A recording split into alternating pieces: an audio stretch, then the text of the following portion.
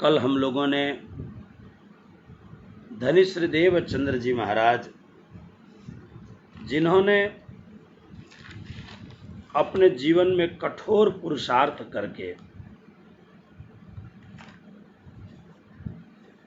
उन्होंने अपने जीवन की यात्रा प्रारंभ की। लगभग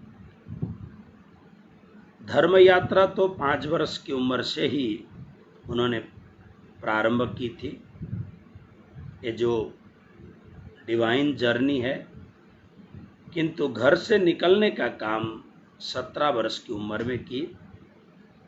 विक्रम संवत 1678 में, हाँ, विक्रम संवत 1678 में जब जामनगर आकर के 14 वर्ष तक कठोर पुरुषार्थ किया, महामती स्वामी श्री प्राणनाथ जी महाराज ने अपने दिव्य ग्रंथ तारतम वाणी में बहुत ही सुंदर भाव से श्री देवचंद्र जी महाराज के विषय में लिखा है। कुंवरबाई माता को नाम, उत्तम कायथ उम्र कोट गाम, आए श्री देवचंद्र जी नौतनपुरी, सुख सबन को देने देह धरी। संक्षिप्त में जैसे वो एक श्लोकी रामायण या एक श्लोकी भागवत हम लोग सुनते हैं, इसी तरह से कुंवरबाई माता को नाम, इससे पहले लिखा रास खेलते उमेदा रहिया तित, सो सब ब्रह्म सृष्टि आइया इत, या में सुरत आई श्यामा जी की सार, मतु मेहता घर अवतार। मतु मेहता के घर में अवतार यानी सदगुरु महाराज श्यामा जी महारानी अवतार लेके आई। कुंवरबाई माता का नाम है। अत्यंत उत्तम कायस्थ जाति में उमरकोट गांव में श्री देवचंद्र जी महाराज ने अपने पांच भौतिक दिव्य देह को धारण किया। और सीधी बात वहां से काफी कुछ लंबी चौड़ी जो बात है उन सबको छोड़ के सीधा उन्होंने कह दिया कि नौतनपुरी धाम आ गए, यानी जामनगर आ गए। इन इत आए करी बड़ी खोज, बहुत खोजी की, चाहे धनी को मूल संजोग, धाम धनी के साथ के संबंध की पहचान करना चाहते थे। इसलिए उन्होंने शास्त्रों एवं मत मतांतरों में खोज करते हुए अंग मूल उपजी या दृष्ट शास्त्र शब्द खोजे कई कष्ट, बहुत साधनाएं की, उससे उनकी अंतर्दृष्टि खुल गई। और क्या कहते हैं भागवत के संदर्भ में, 14 वर्षलो निष्ठाबंध, बचन ग्रहे सारी सनंद, कई जप तप किए व्रत नेम, सेवा स्वरूप स्नेह अति प्रेम। ये जानने जैसी बात है। एक दिन नहीं, 2 दिन नहीं, एक सप्ताह नहीं, एक महीना नहीं, चतुर्मास नहीं, 14 वर्षलो निष्ठाबंध।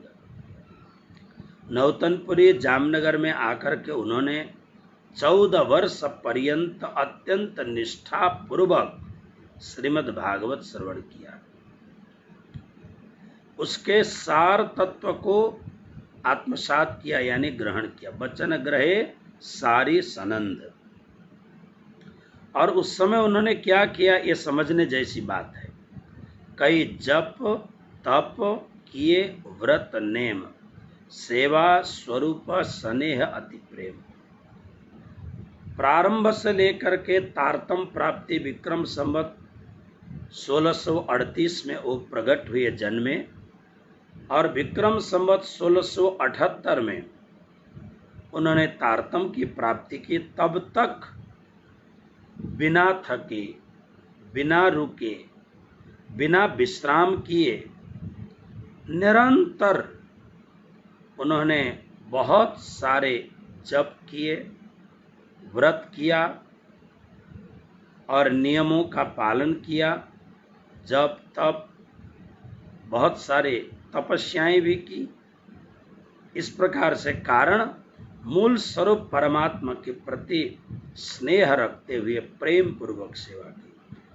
चाहे सिपाही के भेष में दर्शन दिया हो, चाहे उनको ब्रज में ध्यान में दर्शन हुआ हो और विक्रम संवत 1678 में जामनगर में श्रीमद् भागवत की कथा श्रवण करते हुए उनको अक्षरातीत पूर्ण ब्रह्म परमात्मा का पूर्ण स्वरूप का दर्शन हुआ। बहुत नियमों का पालन किया, तब इसलिए कहते हैं पियाजी किए अति प्रसन्न, 3 बेर दिए दर्शन। अपने प्रेम और सेवा से उन्होंने धामधनी को प्रसन्न कर लिया, अपने प्रियतम को, अपने महबूब, अपने स्वामी को प्रसन्न कर लिया। और परमात्मा ने बार बार मुख्य रूप से 3 बार दर्शन दिए। और उसके बाद में जब तारतम की प्राप्ति हुई तब क्या हुआ? तारतम बात वतन की कही, आप धाम धनी सब सुध दई। और पाताल से लेकर के परमधाम तक का तारतम्य समझाते हुए तारतम ज्ञान देकर परमधाम का रहस्य खोल दिया। उनकी आत्मा का स्वरूप बताते हुए निज नाम श्री कृष्ण जी कहकर अपना परिचय दिया और सब प्रकार की सुधि दी। प्रकटवाणी में 65 चौपाई तक और बहुत अच्छी अच्छी बातें यहाँ कही गई हैं। मैं आपको, क्योंकि श्री जी की यह दिव्य वाणी है, थोड़ा सा सुना दूं। कल जब श्रावण महीने के सोमवार के अमावस्या के दिन बड़ा संजोग बना, क्योंकि 3 दिन पहले से ही मैं चाह रहा था कि तारतम प्राप्ति की बात करूं, लेकिन डिले होता जाता था। और शायद राजी महाराज की यही इच्छा थी कि कल का दिन एक, वैसे तो प्रत्येक दिन बहुत अच्छा दिन है, प्रत्येक दिन ही सुंदर और शुभ दिन है, किंतु कल का दिन ऐसा संजोग बना, श्रावण महीने के सोमवार के अमावस्या के दिन सद्गुरु महाराज को तारतम्य प्राप्ति की बात कही। देखिए, दरवाजा भी है और अंदर अनंत खजाना भी भरा हुआ है, अनंत निधियां भरी हुई हैं, लेकिन कोई ताला खोल दे और हमें कह दे कि जाओ, ये दरवाजे के अंदर सब कुछ तुम्हारा है, लेकिन कोई ताला खोल देने वाला चाहिए, है ना। तो निजानंद स्वामी ने बहुत मेहनत की और अक्षरातीत धामधनी पूर्ण ब्रह्म परमात्मा हम सब के प्रियतम श्री राजी महाराज ने श्रीदेव चंद्र जी महाराज को वो चाबी दे दी। इसलिए हमारे पुराने संत कहते थे, संतो बिना कुंजी खुले नहीं ताल, संतो बिना कुंज खुले नहीं ताल। बिना कुंजी, बिना चाबी ताला खुल नहीं सकता है। तो ये चाबी क्या है? रहस्य को उद्घाटित करने की चाबी है। पुनः एक बार थोड़ा सा अभी गांगजी भाई के प्रसंग में भी हम लौटेंगे।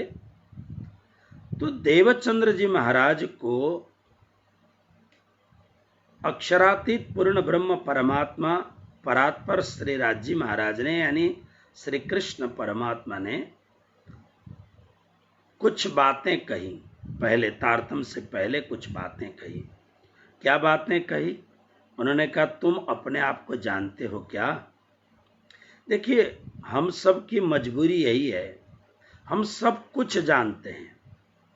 आज का जो मानव है, आज का मानव बहुत कुछ जानता है। उसके हाथ में ये छोटा सा यंत्र आ जाए, इस छोटे से यंत्र के कारण आज वो थोड़ा सा भी अगर अपनी बुद्धि का प्रयोग करेगा तो बहुत कुछ जानेगा। सफारी में, गूगल में जाके आप सर्च करें, संसार में जानने जैसी संपूर्ण बातें इस छोटे से यंत्र में रखा हुआ है। न जानने, जिसको जानने की कोई जरूरत नहीं है और जानने से पूरा हमारा जीवन बिगड़ जाए, ऐसी भी बहुत सारी बातें इसमें रखी गई हैं। हम कौन सा दरवाजा खोलते हैं? दुखों का दरवाजा खोलते हैं, झंझटों का दरवाजा खोलते हैं, गंदगी का दरवाजा खोलते हैं, या तो अच्छा दरवाजा खोलते हैं? तो सबसे पहला प्रश्न है, क्या तुम अपने आप को जानते हो? हम अगर राजनीतिक चर्चा करना चाहें, बहुत बार देखिए मैं भी प्रवचन के दरमियान थोड़ा सा चंचू प्रवेश कर ही लेता हूं, जबकि मुझे राजनीतिक संदर्भ लगभग बहुत कुछ नहीं आता है, लेकिन फिर भी थोड़ा सा ठेलठाल कर लेता हूं, क्योंकि आज का मानव यही चाहता, बहुत कुछ जानता हूं मैं, तो ऐसा मन में हो जाता है। तो राजनीति की बात कहें, हर कोई बात करेगा, मोदी को ये करना चाहिए था, मोदी को वो करना चाहिए था, मोदी ने ये ठीक नहीं किया, उसने ये ठीक नहीं किया, है ना। अभी हमारे मंदिर में जब 24 घंटे में 12 घंटे तक मोबाइल चालू रहता है कुछ लोगों का, तो मैं सोचता हूँ और सुनता हूँ, इतने फेक न्यूज, लेकिन उत्तेजित करने वाले फेक न्यूज होते हैं। मैंने कहा कि ये फेक न्यूज मत सुना करो।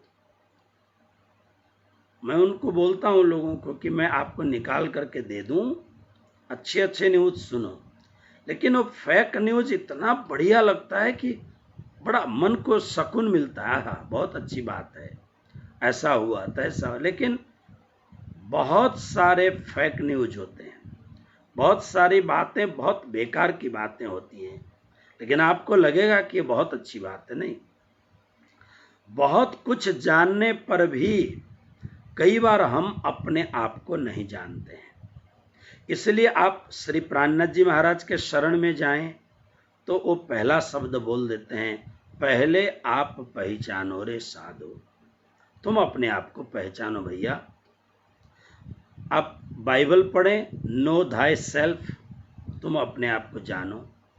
संस्कृत वांग्मय का अवलोकन करें तो वहां होगा कोहम कश्चास्ति संसार, ये क्या है और यह संसार कैसा है, कोहम, बस ये बातें उसमें आ जाती हैं। मैं कौन हूं, मैंने यावन मात्र जितने भी महापुरुषों की दिव्य वाणियां हैं, शास्त्रों का अगर बहुत बारीकी से निरीक्षण किया जाए तो यही सब कुछ बताने की चेष्टा करते हैं कि हम अपने आप को पहचानने की कोशिश करें। इसलिए राजी महाराज ने सबसे पहला प्रश्न किया श्रीदेव चंद्र जी महाराज से, तुम अपने आप को जानते हो? इतने प्रगल्भ ज्ञानी, साक्षात श्यामा जी के अवतार, और जिन्होंने अपने जीवन का 40 वसंत केवल ज्ञान, विज्ञान, धर्म, संस्कृति इनके लिए खपा दिया हो, और वो भी हम लोगों की तरह नहीं कि कभी कभी थोड़ा थोड़ा, नहीं, पूरी तरह से संलग्न होकर के अपने आप को डाल करके उन विषयों का अवलोकन जिन्होंने किया हो, और ऐसा भी नहीं कि उनकी बुद्धि डल हो, परम कुशाग्र बुद्धि। अरे जहां अनंत कोटि देवियों की भी स्वामिनी स्वयं श्यामा जी महारानी हो, उनकी बुद्धि का क्या कहना। ऐसे प्रगल्भ बुद्धि के धनी श्रीदेव चंद्र जी महाराज, परम कुशाग्र बुद्धि, हर विषयों को तत्वतः उसकी अत्यंत गहराई तक पहुंचने की हमेशा चेष्टा करने वाले हमारे सद्गुरु महाराज ने जीवन के 40 वसंत ज्ञान, विज्ञान, तत्व, धर्म, वैराग्य, शास्त्रों में अवगाहन, इन सब चीजों की खोजी की हो तो उनको क्या नहीं पता था। इसलिए तो महामती प्राणनाथ जी कहते हैं कि मैंने कुछ भी नहीं किया है, मैंने तो एक ही काम किया, सुंदरबाई के चरणे ग्रहूं। मैंने श्री सुंदरबाई यानी श्यामा जी अवतार श्रीदेव चंद्र जी महाराज के चरण को पकड़ लिया। न मैं स्कूल गया, मैंने न तो मैं गुरुकुल विद्यालय गया, न तो मैंने कोई विद्या की साधना ही की, लेकिन आज मैं जो कुछ भी कहता हूँ मेरे सदगुरु की कृपा से कह रहा हूँ। यानी हम लोग अगर निष्पक्ष भाव से विचार करें तो निजानंद संप्रदाय में जो कुछ भी है, श्रीदेव चंद्र जी महाराज की बुद्धिमत्ता, श्रीदेव चंद्र जी महाराज का ज्ञान ही निजानंद संप्रदाय का ज्ञान है। तो जब उनको पूछा गया तुम कौन हो, तो वो हक्के बक्के रह गए।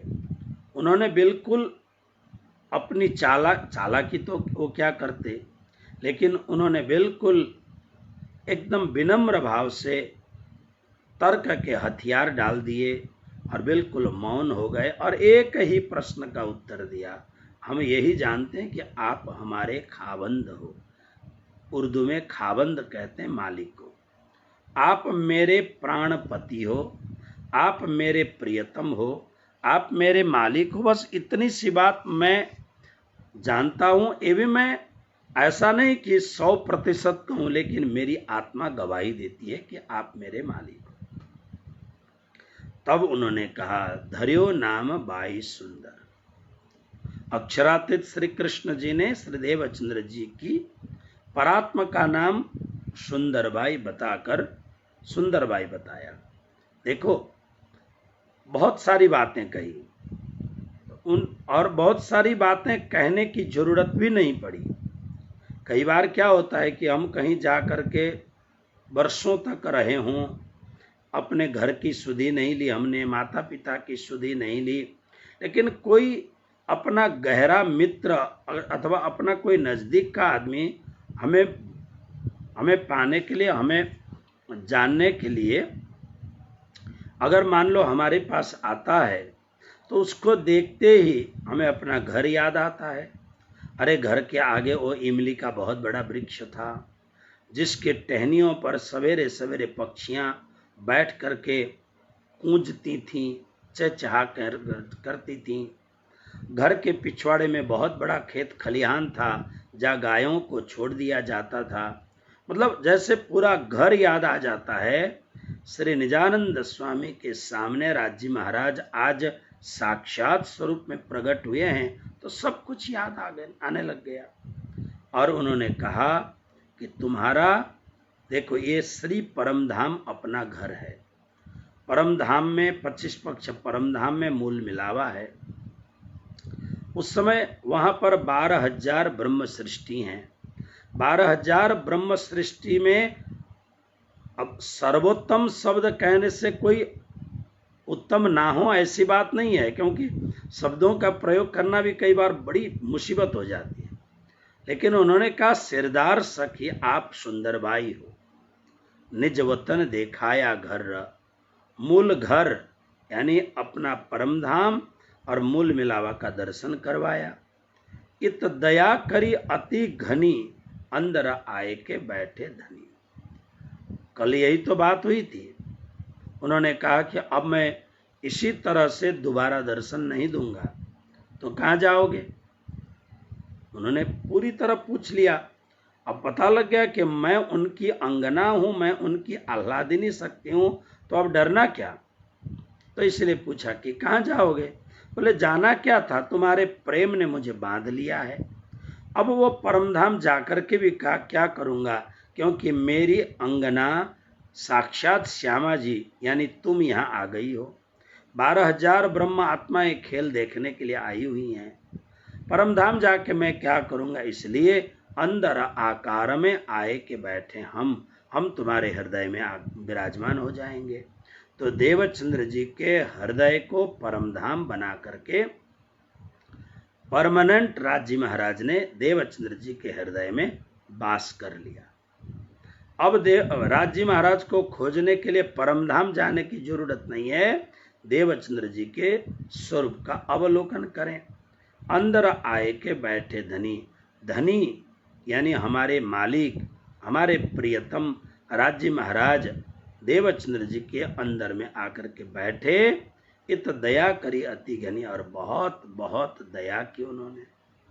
दियो जोश खोले दरबार, देखाया सुन्न के पार, ब्रह्म सृष्टि में सुंदर बाई,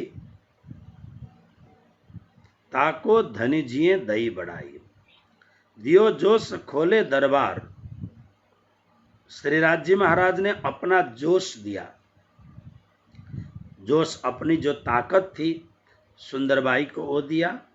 जो ही जोश प्राप्त हुआ खोले दरबार, मैंने कहा ना कि दरवाजा खुलनी चाहिए, दरवाजा अपना है, अंदर की समग्र सामग्रियां अपनी हैं, अंदर की जो भी वस्तुएं हैं सब अपनी हैं, लेकिन ताला लटका हुआ है। अब राज्य महाराज ने दरबार खोल दिया। क्या देखा? देखाया शून्य के पार, और शून्य निराकार से परे अक्षर और उससे भी परे परम धाम को ये तुम्हारा घर है, ऐसा बता दिया। ब्रह्म सृष्टि में सुंदर बाई, ताको धनिजिए दई बढ़ाई।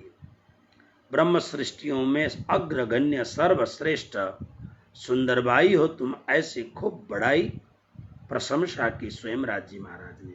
सब संयोग में सरदार, श्री राज्य महाराज ने कहा श्री श्यामा जी के अवतार स्वरूप होने से सब ब्रह्मात्माओं की शिरोमणि सिरदार हैं। अंग याही कि हम सब नार, महामती प्राणनाथ जी कहते हैं हम सभी आत्माएं उनकी ही अंग स्वरूपा हैं। श्यामा जी ना अंग हो सुंदर साथ। श्री श्यामा जी श्री धाम धन जी की अर्धांग, सब मिल एक स्वरूप एक अंग। श्री श्यामा जी धाम धन जी की अर्धांगिनी है। पूर्ण ब्रह्म परमात्मा श्यामा जी एवं समस्त ब्रह्मात्माएं, देखिए श्री परम धाम और श्री श्यामा जी महारानी और सारे के सारे ब्रह्म सृष्टि सब मिल करके एक ही स्वरूप और एक ही अंग होते हैं, यानी धामधनी श्री राज जी महाराज होते हैं। इस प्रकार से श्री देवचंद्र जी महाराज को श्री राज जी महाराज ने ऐसी चाबी दी, पूरा परम धाम का दरवाजा खोल दिया। और दरवाजा खोलने से अब देवचंद्र जी महाराज को अनंत शक्ति प्राप्त हो गई। स्नेह सखी जी महाराज, जो इस बीतक कथा स्नेह सखी लीला रस सागर, इस बार काठमांडू आश्रम में यही ग्रंथ का पाठ हो रहा है। तो अब आगे की जो जागनी की लीला हो रही है, स्नेह सखी जी महाराज क्या कहते हैं, आइए उनकी चौपाइयों को हम यहाँ पर पाठ करते हैं। बोलो श्री प्राणनाथ प्यारे की जय। श्री महामते हुक्म कहायो जोई, आज्ञा श्री साकुंडल दई सोई। अमलावती पति अति सुख दिन हो, स्नेह सखी सो उर में लीन हो। मंगल मूरत श्री धनी, अखंड अद्वैत अपार। लक्षण सच्चिदानंद निज, स्वयं सिद्ध आधार। पूर्व संबंध को पाय के, कारण प्रेम संवाद। दयो तारतम आय के, दर्शायो आद अनाद। ब्रज लीला पहले करी, बाल चरित्र जोबन। क्रीड़े 11 वर्ष लो, ऊपर 52 दिन। स्नेह सखी जी महाराज कहते हैं, ज्यों ही अक्षराते धामधनी के द्वारा देवचंद्र जी महाराज को सब सुधि हुई, तब उन्हें सब कुछ दियो तारतम आए के, तारतम प्राप्त हुआ। तारतम प्राप्त होते ही, दरवाजा खुलते ही सब कुछ अपने आप पता लगने लग गया। देखिए, कल मैंने थोड़ी सी बात आपसे निवेदन किया था, आप कितना भी श्रवण करें, लेकिन जब तक तारतम प्राप्त नहीं होगा, आप वर्षों तक आप गुरु महाराज की चर्चा सुनिए, गुरु महाराज का प्रवचन सुनिए और बहुत सारी बातें आप सुनिए, लेकिन मैं श्री परमधाम की पवित्र आत्मा हूँ, यह अंकुर आपका हृदय में ये बीजांकुर फूट नहीं सकते हैं। बहुत ईमानदारी के साथ इतने वर्ष के सद्गुरुओं के चरणों में रह करके जो अनुभव मैंने बटोरा है, उसके आधार पर बड़ी विनम्रता के साथ मैं कह रहा हूं। जब तक क्योंकि वैसे तो आप सुनते हैं हमेशा, आपको लगता है कि गुरु महाराज बहुत ही अच्छा प्रवचन करते हैं, चर्चा करते हैं, सब आपको अच्छा लगता है, सुनते भी हैं आप, लेकिन फिर भी आपके हृदय के खेती में धर्म का, मूल धर्म का बीजांकुर नहीं फूट सकता है। कारण, क्योंकि आपने अभी तक अपने हृदय की खेती में बीज डालने का काम ही नहीं किया है। मानो एक बहुत अच्छा चतुर किसान है, उसके पास बहुत सारी खेती है ना। अब जो महानगरों में रहते हैं उन्हें तो वो तो आजकल क्या कर रहे हैं कि अपने घर के छत पर ढंग से मिट्टी डलवा कर कुछ गमले वगैरह रख करके सब्जियां उगाने लग गए। बहुत सारे लोगों के छत में टमाटर आप देखेंगे, आप वहाँ पर मिर्च देखेंगे, कुछ ककड़ियाँ लगी हुई आपको मिलेंगे, कुछ तोरियाँ उसमें होंगी, लौकी उसमें लटकते हुए आपको मिलेंगे, करेले उसमें आपको मिलेंगे। हाँ, परवल वगैरह ये सब चीज़ें कम होती हैं, क्योंकि इसके लिए विस्तार जगह चाहिए। लोगों की इच्छा होती है कि हम कुछ करें, थोड़ा पानी डालें, मल डालें और हमें फ्रेश अपने हाथ का ऑर्गेनिक सब्जी खाएं। अब जमीन तो बहुत, लेकिन जिनके पास जमीन है, एक किसान, चतुर किसान जमीन को ठीक करता है, उसमें हल चलवाता है, हल चलाने के बाद में जमीन को सीधा बनाता है, बार बार हल चलवाता है, बढ़िया जमीन को ठीक ठाक करता है। मैं किसान का पुत्र हूँ, इसलिए मुझे खेती का थोड़ा अनुभव है। और बढ़िया करने के बाद में उसमें जो जो सामान चाहिए सब तैयार करता है। अब इतना करने के बावजूद अत्यंत कठोर पुरुषार्थ करके जमीन को तो बहुत बढ़िया बनाया, लेकिन इस बढ़िया बने हुए जमीन में अगर आपने बढ़िया सा बीज नहीं डाला तो परिणाम में क्या होगा? जब बरसात के बाद में आप खेत में घूमने जाएंगे, अवांछित जंगल उसमें उगे हुए मिलेंगे आपको। इसलिए अच्छा सा बीज उसमें समय रहते डाल देना चाहिए। और फिर ध्यान रखना चाहिए कोई व्यर्थ के जंगल न उगे हों, झाड़ झंखड़ न उगे हों। तो स्वामी श्री प्राणनाथ जी महाराज अपनी वाणी में कहते हैं, खाशी जान खेड़ी जिमी जल सिंचिया खसम, बोया बीज वतन का उग्या वाही रसम। फिर उगने लग जाता है। तो मैं बड़ी विनम्रता के साथ में, अरे और बहुत समझदारी के साथ, मेरी जो समझदारी है छोटी सी, इसके आधार पर जरूर मैं इतना कहूँगा कि आप प्रवचन भी सुने, चर्चा भी सुने, बार बार सुने, लेकिन आप क्या कर रहे हैं? मात्र जमीन को जोत रहे हैं, जमीन को ठीक कर रहे हैं, लेकिन उसमें बीज डालने की तैयारी नहीं कर रहे हैं। बीज डालने के लिए किसान को हिम्मत करनी पड़ती है। बीज डालने का मतलब बलिदान करना। जमीन पर बीज डालने के बाद में उगेगा, ये भगवान के हाथ में है, ये प्रकृति के वरदान के ऊपर है। आपने तो जमीन में डाल दिया, अब वो एक हरे हरे अंकुर के रूप में अंकुरित होना, ये तो बड़ा चमत्कार है ना। आपने तो एक छोटा सा दाना डाल दिया था, लेकिन आप 10 दिन बाद में जा कर के अपने खेती में आंख उठा कर देखते हैं तो एक अच्छे से किसान का हृदय खिल जाता है, खुशियों से वो चमकने लग जाता है, क्योंकि उसने छोटे छोटे दाने डाले थे, मेहनत उसने की थी, लेकिन 10 दिन बाद में आप जाके देखता है तो इतने लंबे लंबे हरे हरे अंकुर अंकुरित हुए हैं। तब उसे बहुत अच्छा लगता है। तो हिम्मत करके बीज तो डालनी पड़ेगी। आप हमेशा प्रवचन सुनते रहें, लेकिन कभी हिम्मत करके तारतम का बीज डाल देंगे तो फिर आपके भीतर कुछ बातें ऑटोमेटिक होने लग जाएंगी। मैं अनुभव के आधार पर कहूँ, नाम नहीं लूंगा, लेकिन मेरे मतलब मैं माध्यम बनाऊं। शिष्य तो सब देवचंद्र जी महाराज के हैं, लेकिन जहां मैं माध्यम बना हूं गुरु महाराज की कृपा से, अब उनके घरों में परिस्थितियां विकट थीं, क्योंकि कभी जीवन में उन्होंने तारतम सुना ही नहीं था।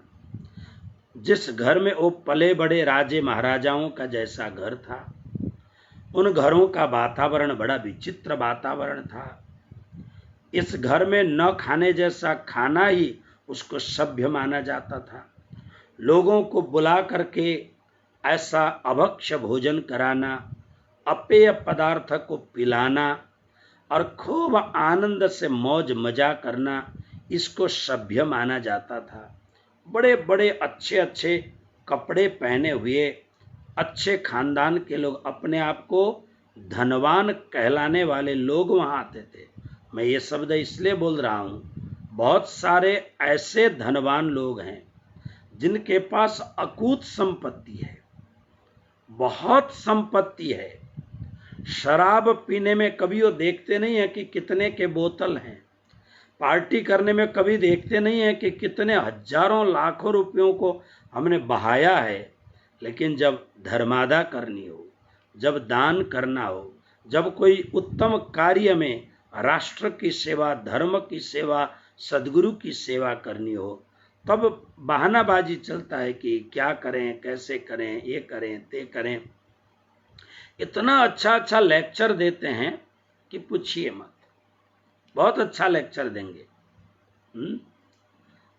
बहुत अच्छा। आजकल तो लॉकडाउन चल रहा है, ऐसा चल रहा है, वे चल रहा है। तो संसार के न करने जैसा कार्य करने में बड़े चतुर, बड़े होशियार, बड़े सूरवीर हैं, लेकिन धर्म कार्य करने के लिए बड़े डरपोक हैं, बड़े बड़े डरपोक हैं, कायर हैं बड़े। इसलिए ऐसे घरों में कुछ लोगों ने बड़ी हिम्मत की। अब समझ करके हिम्मत की या बगैर समझे हिम्मत की, लेकिन की। लेकिन आप जानते हैं, जिन लोगों ने ये हिम्मत की और कहा गुरु महाराज हमें तो आप तारतम महामंत्र दे दीजिए, मैंने कहा आपके घर का वातावरण हम संभाल लेंगे और मैं भी फिर इनको छोड़ देता हूं, आगे तो राजी महाराज की इच्छा जो करेंगे करके छोड़ देता हूं। और देखिए, जब आपके भीतर तारतम का बीज पड़ जाता है, थोड़ा सा आप नियम पालन करेंगे। थोड़े से नियम में पहला नियम क्या है? निष्ठा। निष्ठा का अर्थ यह है सद्गुरु के प्रति निष्ठा। जो मंत्र हमें प्राप्त हुआ है, ये विश्व का सर्वोत्तम मंत्र है, ये निष्ठा। और मेरे इष्टदेव सर्वोत्तम हैं, ये निष्ठा। ऐसा रख करके आप थोड़ा सा आगे बढ़िए तो कुछ बातें आपको अपने आप प्राप्त होंगे। अपने आप, वो कहने की जरूरत नहीं है। लेकिन जब तक आप खेत को तो जोतते रहिए, तैयार करते रहिए, लेकिन तारतम का बीज मैं ये नहीं कहता हूं आज डालिए। बहुत सारे लोगों ने 10-10 वर्ष तक संगति की, फिर अपने बहुत बड़े परिवार में एक उन्होंने संघर्ष किया, नहीं अब तो मुझे करना पड़ेगा, फिर उन्हें प्राप्त हुआ है। तो इसलिए जब तक तारतम का बीज अपने जीवन के खेत में नहीं डालेंगे, तब तक मैं ब्रह्म सृष्टि हूं, मैं परमधाम की आत्मा हूं, ये हिम्मत, ये कशिश, ये मानसिक बल का चमत्कार आपको कभी भी प्राप्त नहीं हो सकेगा।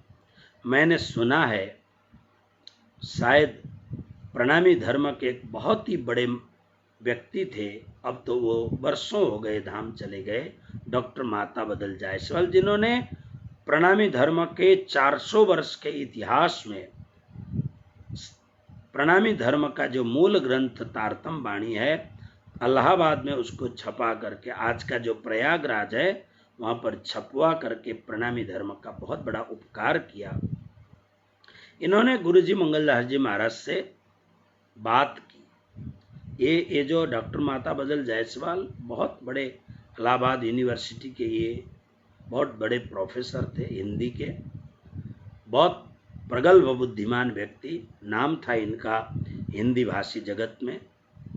तो इन्होंने गुरुजी मंगलदास जी के साथ सत्संग किया, परमहंस कृष्ण प्रियाचार्य जी के साथ सत्संग किया और काठमांडू निवासी दयालदास जी महाराज, जो परमहंस दयालदास जी महाराज के संगत किया।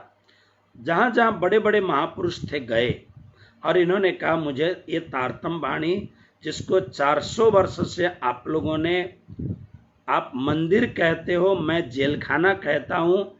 जैसे प्राणनाथ जी को जेल में डाल दिया, वो तो कहीं 1 बरस जेल में डाल दिया, कहीं थोड़े समय पे जेल में डाला, लेकिन आप लोगों ने उनकी वाणी को 400 वर्ष से अपने मंदिर के जेल में डाला है। मैं इसको संसार के लिए प्रकट करना चाहता हूँ। तो उस समय के बड़े बड़े आंदोलनकारी महात्मा जैसे गुरुजी मंगलदास जी हो गए, जुगलदास जी हो गए, इन्होंने परमिशन दिया। कृष्ण प्रियाचार्य जी महाराज परमिशन दिया कि आप छपाओ, आपको गालियां मिलेंगी, आपको लोग बोलेंगे, बहुत बोलेंगे कि मार देंगे, काटेंगे, बोलेंगे, लेकिन छपाओ, कोई कुछ नहीं करेगा। स्वतंत्र भारत में इतनी करने की हिम्मत नहीं है लोगों की। धर्मांध लोग जरूर कहेंगे, लेकिन आप छपाओ। छपाया। तो इन्होंने गुरुजी मंगलदास जी को एक दिन एक बात कही। बोलते हैं ये वाणी मैंने कई बार इसको अध्ययन किया, लेकिन आपके सुंदर साथ जब चर्चा सुनते हैं तो बहुत बार मैं देखता हूं कि आंखों से झरझर उनके आंसू बहते हैं। मैं बार बार पढ़ता हूं, मुझे अच्छा बहुत लगता है। बड़े भी हिंदी के प्रगल्भ विद्वान, तो उनमें जो उर्दू, अरबी, फारसी, संस्कृत, अवधी, ब्रज भाषा की छाया, सिंध प्रांत की भाषा, जाटी भाषा, 400 वर्ष पुरानी हिंदी भाषा, हिंदवी भाषा, इन सब का मिला जुला एक ऐसा शब्दकोश की तरह एक यूनिवर्सल, एक विश्वकोश की तरह वाणी है। तो बड़े आनंदित होते थे वो। मैंने उनके प्रवचन सुने, हम तो छोटे विद्यार्थी उस समय थे। तो उन्होंने कहा मुझे अच्छा बहुत लगता है, लेकिन ये आपके जो सुंदर साथ हैं, ये श्रावण महीने में बैठते हैं, चर्चा करते हैं, सुनाने वाला भी रोता है और सुनने वाले तो बहुत रोते हैं। ये आंसू मुझे तो नहीं आते हैं। तो गुरु महाराज ने, मैंने सुनी है विद्वानों से, गुरु महाराज ने उनको एक ही जवाब दिया, डॉक्टर साहब, कि एक नवोढ़ा स्त्री जिसकी शादी हो गई है, अपने पति से बेपनाह मोहब्बत करती है, अतिशय प्रेम करती है, लेकिन पति से बिछड़ गई है वो, यानी कमाई के लिए कहीं विदेश गए हों, पत्नी अलग है, पति अलग हैं, लेकिन प्राण पति के साथ जुड़े हुए हैं। कब आएंगे मेरे नाथ? और कभी पति अपने अत्यंत प्रगाढ़ प्रेम से अपने आंसुओं के साथ एक पत्र लिखता हो और यह पत्र अपनी पत्नी के पास पहुंचता है। डॉक्टर साहब आप विचार करो, उस पत्नी के हाथ में जब, क्योंकि पहले तो एक पत्र आने में 2, 3, 4 महीने लगते थे। इंटरनेट से पहले मैं भी बहुत पत्र लिखता था अपने स्वजनों को, अपने प्रेमियों को, बहुत लोगों को पत्र लिखता था। बहुत सारे ऐसे मेरे नौजवान भाई बहनें थे जो मुझे कहते थे हमें मार्गदर्शन दीजिए। तो पत्र, बहुत दिनों में पत्र पहुंचता है। तो जब पत्र पहुंचता है उस प्रेमिका को, उस प्राण प्रिया को, जब पतिदेव का पत्र आता है और बाहर ठिकाने पर, एड्रेस पर उसका नाम लिखा है, पतिदेव के हाथ से नाम लिखा हुआ है, एड्रेस लिखा है, तो चिट्ठी देखते ही आप समझ सकते हो पहले क्या करेगी। चिट्ठी को अच्छी तरह से चूमेगी। उसके बाद में चिट्ठी को बार बार छाती से लगाएगी, खोलेगी नहीं, पढ़ेगी नहीं, मात्र अपने पति के हस्ताक्षर से अंकित अपना नाम और पतिदेव के द्वारा लिखा हुआ उनके हस्ताक्षर का एड्रेस देखने मात्र से उस पत्र के साथ उसे कितना प्रेम होता है। उस पत्र को बार बार चूमेगी, वो पत्र को बार बार छाती से लगाएगी। पत्र हाथ में पड़ते ही भीतर जो आंसुओं का गुब्बारा भरा हुआ है वो सैलाब बन करके दोनों आंखों से बहने लग जाएंगे, आंसुओं की धाराएं, और एकांत में बैठ करके वो खुशियों के आंसू गिराते गिराते जो भाव की जो गांठें हैं वो टूटेंगी। उसके बाद में कुछ काल के उपरांत फिर चिट्ठी खोलेगी, फिर पढ़ने लगेगी।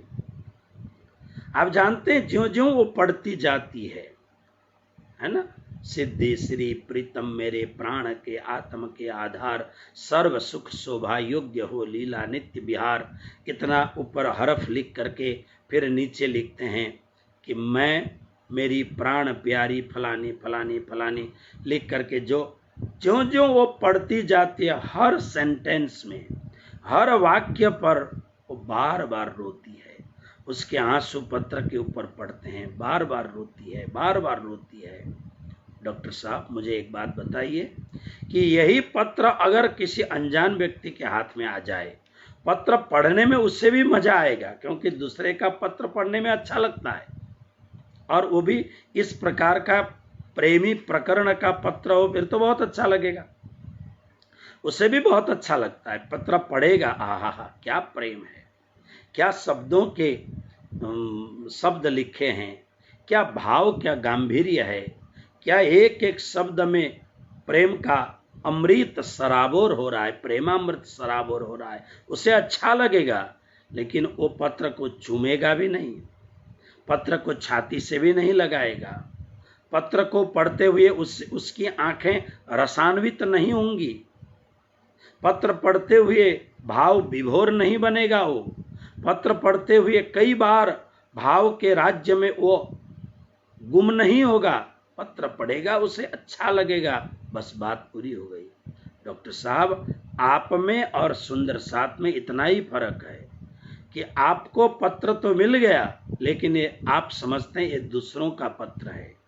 सुंदर साथ आप जैसे विद्वान नहीं हो सकते हैं, लेकिन सुंदर साथ जिन्होंने तारतम प्राप्त किया हो, जो तारतम का बीजारोपण जिसके हृदय के खेत खलिहान में सदगुरु महाराज ने डाल दिया हो, और जिसके भीतर अंकुर प्राप्त हो गया हो, पूरी मेहर जित हक की तित और कहा चाहिए था, हक मेहर तित होता है जित असल है निस्बत, निस्बत संबंध प्रियतम प्रिया प्रियतम का संबंध अंकित हो गया हो, फिर अपनी चिट्ठी देख करके बार बार वो रोएंगे, बार बार पुचकारेंगे, बार बार चुमेंगे उस पत्र को, क्योंकि वो जानते हैं यह पत्र मेरे प्रियतम का पत्र है। आप पराये हो, क्योंकि आपको अभी तक अक्षरातीत धामधनी मेरे प्रियतम हैं इस भाव से आपन्न नहीं हो आप, बस फर्क यही है।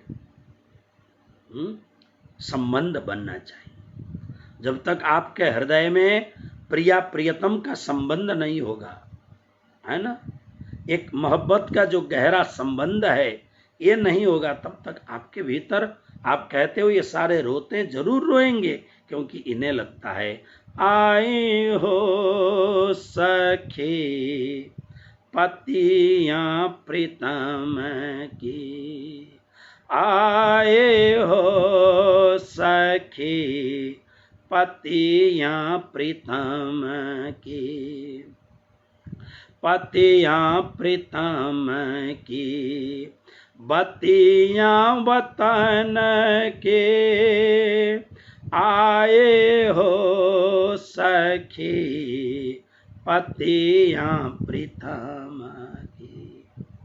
ये प्रीतम की पतियां है, यानी पत्र है, तो देवचंद्र जी महाराज को ज्यों ही राजी महाराज ने दर्शन दिया और ज्यों ही कान में तारतम पड़ गया, बस निहाल हो गए। बस यही बात मैं बहुत बार भागवत की कथाएं आप लोगों को सुनाने का सौभाग्य मुझे मिला है, लेकिन ऐसी बातें मैं थोड़ा सा समय दे करके कहता जरूर हूं।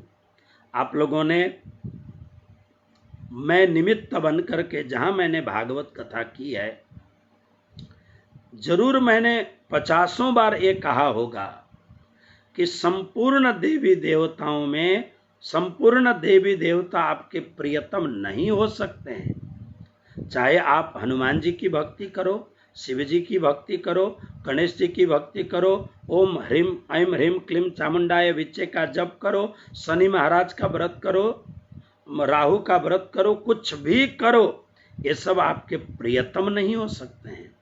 प्रियतम तो एक ही होगा, मोहब्बत एक ही से की जाएगी, वो है अक्षरातीत श्री कृष्ण परमात्मा। मैंने बार बार ये बातें कही हैं, बहुत अच्छी तरह से मैंने निवेदन किया है, और बहुत बार मैंने ये भी आप लोगों से निवेदन किया है, संसार में बहुत सारे मंत्र हैं, कृष्ण नाम के भी हजारों मंत्र हैं, भगवान श्री विष्णु भगवान के मंत्र हैं, अनेक प्रकार के गायत्री मंत्र हैं। वैश्य के गायत्री अलग हैं, क्षत्रिय के गायत्री अलग हैं, ब्रह्म गायत्री अलग है। वेदों के सारे जो श्लोक हैं उनको मंत्र ही कहा जाता है, उपनिषद के जो श्लोक हैं उसको मंत्र ही कहा जाता है। लेकिन मैंने बहुत बार बड़ी हिम्मत के साथ आपको एक बात जरूर कही है कि अगर परम मोक्ष पाना हो, 14 लोक से पार जाना हो, अपने घर में पहुंचना हो, तो किसी भी मंत्र से नहीं, अकेले तारतम से ही आप पहुंचोगे। अब इस बात को आज मानो या 10 जन्म लेने के बाद में मानो, बात यही है, सच्चाई तो यही है ना। अब आप ये कह सकोगे फलाने पंडित जी बहुत बड़ी कथा करते थे, उनको तो भागवत कंठस्थ है, लेकिन उन्होंने तो ऐसी बात नहीं की। अरे भाई, पंडितों को ही ये ज्ञान नहीं खुला है तो आपको कहां से ज्ञान देंगे। इसलिए ये बात वही दे सकता है जिसे ये इस बात का अच्छी तरह से पता है। मैंने बहुत बार एबी का भी एक प्रवचन मेरा फेसबुक में वायरल हो रहा है, शायद भाई निर्मल ने रखा हो या तो हमारे मणि पांडे जी ने रखा हो अपने दिव्य दर्शन में, आई डोंट नो, लेकिन एक वायरल हो रहा है कभी कभी क्लिप में। मैंने बहुत अच्छी तरह कहा है कि भाई कोई मुझे आकर के कहता है कि गुरु महाराज आपसे शिव पुराण की कथा सुनिए, बिल्कुल सुनो। आपसे हनुमान जी के हनुमान चालीसा की पंक्तियों के साथ हमें प्रवचन सुनना है, जरूर सुनो। कई बार लोग बोलते हैं कि मुझे गणपति के मंत्रों के अर्थ सुनने, जरूर सुनो। मैंने 20 वर्ष बनारस आदि जगह पर रह करके जो संस्कृत में अवगाहन किया है, मैं अपनी विद्या को बांटूंगा। बहुत बार भागवत कथा कराते हुए यजमान आते हैं, बोलते हैं आप कथा करने पर आप अमेरिका वगैरह जाते हैं तो आप कितना पैसा लेंगे। मैंने डंके की चोट पर कहा है, मैं विद्या को बेचता नहीं हूं, मैं विद्या को बांटता हूं। आपको जो इच्छा हो देना जरूर चाहिए, नहीं दोगे तो आपको ऋण लगेगा, दोगे तो हमारे आश्रम वगैरह चलेंगे। लेकिन कोई गरीब ऐसा चाहता है, टहल किशोर महाराज जी को हम अपने घर में ले आएंगे, अपने आंगन में एक छोटा सा टेंट लगा करके 7 दिन कथा सुनेंगे, तो मैं पूरे जो मेरी कथाएं सुन रहे हैं आप सबको कह दीजिए कि मुझे आपके घर में बुला करके कथा कराने पर एक भी पैसा का खर्च नहीं होगा। मैं अपने पैसे से आऊँगा, अपने पैसा मतलब जो मेरे भक्तों ने जो मुझे दक्षिणा दी है। मैं तो न मेरी फैक्ट्री चलती है न मेरा कोई दुकान है, लेकिन मैं जरूर आपके पास आऊँगा और 7 दिन तक आपको बिल्कुल प्रेम से अति श्रद्धा से कथा सुनाऊंगा। अगर आपको संगीत नहीं चाहिए तो मैं एक भी बजाने वाला नहीं, अब तो मेरे आश्रम में भी तैयार हो रहा है कि इंद्र बहुत अच्छा ढोलक बजाता है, गोपाल हारमोनियम अच्छा बजाता है, तो ये मेरे विद्यार्थी हैं, इनको पकड़ के लाऊंगा, एक पैसा खर्च करने की जरूरत नहीं है, जरूर मैं आपको सुनाऊंगा और आप देंगे तो आश्रमों में काम लगेगा। लेकिन चाहे कहीं भी, मैंने बहुत प्रेम से कहा है कि आपको शिव पुराण की कथा सुननी है, जरूर सुनिए, रामायण की कथा, लेकिन प्रत्येक मंच पर मैंने डंके की चोट में राज जी महाराज को याद करके, अपने सदगुरु को सम्मुख रख करके बड़ी विनम्रता के साथ में मैंने ये उच्च घोष किया है कि अगर परम धाम पाना हो, मोक्ष पाना हो, तो आपको न तो गणेश भगवान देंगे, न हनुमान जी देंगे, न राम जी देंगे, न तो विष्णु भगवान देंगे, आपको तारतम के शरण में आना ही पड़ेगा। तारतम्ये न जानाति सच्चिदानंद लक्षणम। जब तक आप किसी पहुंचे हुए सदगुरु के चरणों में बैठ करके तारतम ज्ञान की दीक्षा नहीं लोगे, तारतम की शिक्षा नहीं लोगे, तब तक आप सब कुछ जानोगे, लेकिन मुक्ति का दरवाजा आपके लिए नहीं खुलेगा। ये परम सत्य है। इस बात को आज जानो या 10 जन्म के बाद जानो। इसलिए तो मैं कई बार विनोद में एक कहता हूं कि अभी मैं परमधाम नहीं जाऊंगा जल्दी। क्यों?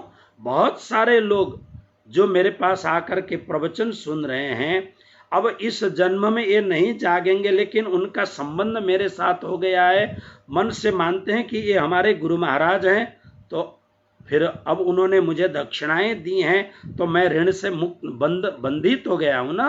अब उन लोगों को तारतम नहीं मिला है, उनकी मृत्यु हो गई, अभी वो परमधाम नहीं जाएंगे, लेकिन उन्होंने इस जन्म में मुझे सदगुरु मान लिया है, तो मैं कैसे परमधाम जा सकूंगा? इसलिए मुझे भी आना पड़ेगा।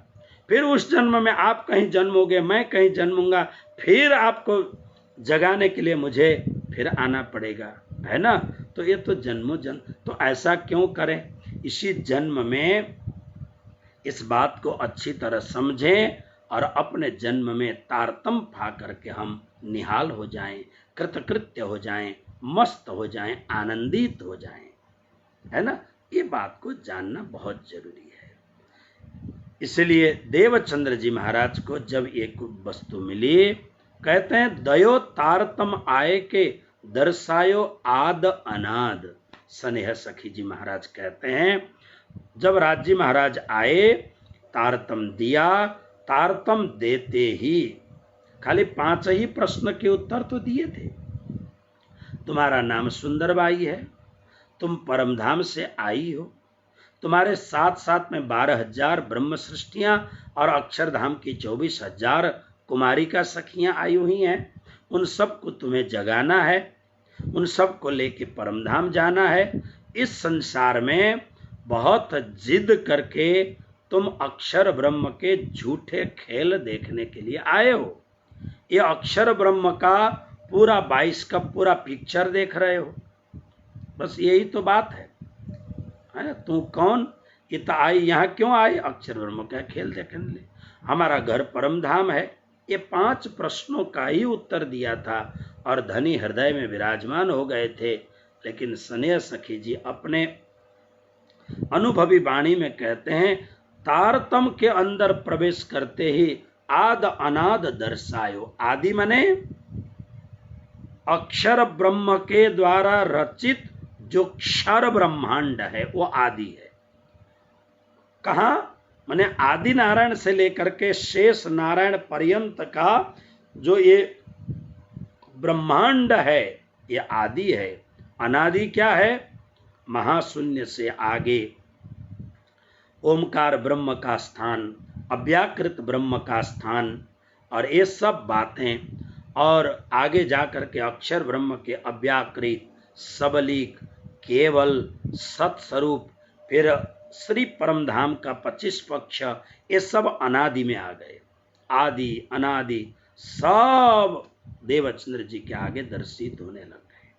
ये बात इसलिए भी मैं कह रहा हूं क्योंकि फिर एक बार दोहराऊं, जब हमारे भीतर तारतम का प्रवेश होगा, तारतम में एक आशीष है, तारतम्य यह चमत्कार है, तारतम्य एक खासियत है, तारतम्य एक खूबी है कि जब आपके भीतर तारतम्य प्रवेश करेगा, अगर आप सही सही पात्र हो तो बस इतना सा आपको करने की जरूरत है कि आपके अपनी पात्रता को थोड़ा सा धो धा करके माज मूज करके तैयार रखना होगा। अपने हृदय रूपी पात्र को बिगाड़ने न दें। परिस्थितियां कैसी भी हों, परिस्थितियां सुधर जाएंगी, परिस्थितियां अच्छी होंगी, परमात्मा आगे अपने आप लीला करते जाएंगे परिस्थितियों के लिए। तारतम्य का प्रवेश करते ही हमारे हृदय में एक अच्छा सा अनुभव से हम मजबूत बनेंगे। तारतम्य के प्रवेश करते ही हमें लगने लगेगा मैं परम धाम का ब्रह्म सृष्टि हूं। अब देखिए, हम बार बार ये कहते हैं कि 12,000 ब्रह्म सृष्टि परम धाम में है। आप अनुभव करिए, भारत में कितने लाख सुंदर साथ होंगे, नेपाल में कितने लाख सुंदर साथ होंगे, पूरे विश्व में कितने सुंदर साथ होंगे, लाखों सुंदर साथ हैं। प्रत्येक सुंदर साथ को आप पूछिए, वह एक ही कहेगा मैं परमधाम का ब्रह्म सृष्टि हूं। जब विरह की बातें होती हैं, इन लाखों ब्रह्म सृष्टियों, लाखों सुंदर साथ के आंखें बरबस रो उठती हैं। हर व्यक्ति को लगता है कि देखिए, बड़ी विनम्रता के साथ मैं कहूंगा, हाँ, पढ़ा लिखा आदमी हो ना, भले वो सुंदर साथ हो, संभव है कि उसके भीतर ढोलमोल हो सकता है, जो अपने आप को विद्वान कहलाता है, अपने आप को पढ़ा लिखा कहता है, लेकिन तारतम्य की साधना नहीं करता है। तारतम्य की साधना का मतलब क्या है, मैं उदाहरण दूं आपको। जैसे कि मान लीजिए कि मेरे सदगुरु गुरु जी मंगलदास जी महाराज हैं और मुझे तारतम्य का उपदेश दिया।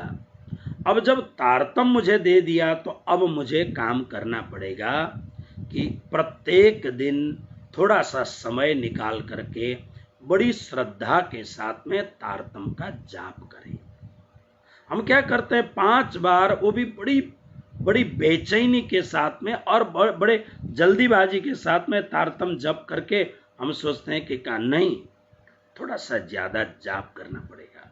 और उसमें भी जैसे कल सोमवती अमावस्या थी, ऐसे जो पवित्र दिन हैं, कभी निर्जला एकादशी आती है, कभी जन्माष्टमी का पावन पर्व आता है, कभी रामनवमी का, ये जो दिन है ना, आप ऐसा मत सोचो ये हमारे प्रणामी के लिए नहीं है। नहीं, कोई भी पवित्र त्योहार आता है, कोई भी पवित्र दिन होता है, वो सब के लिए है।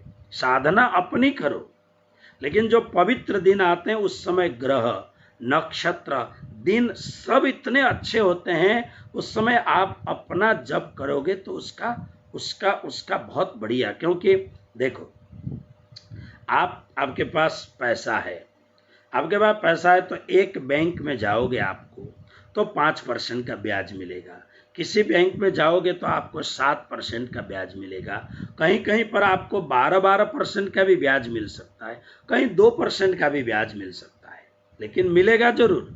इसी तरह से ये जो हमारे महात्माओं ने, हमारे ऋषियों ने जो पवित्र दिन बनाए हैं, ये विशेष दिन इसलिए हैं, उस दिन ग्रह, दशा, नक्षत्र सब बड़े अच्छे होते हैं।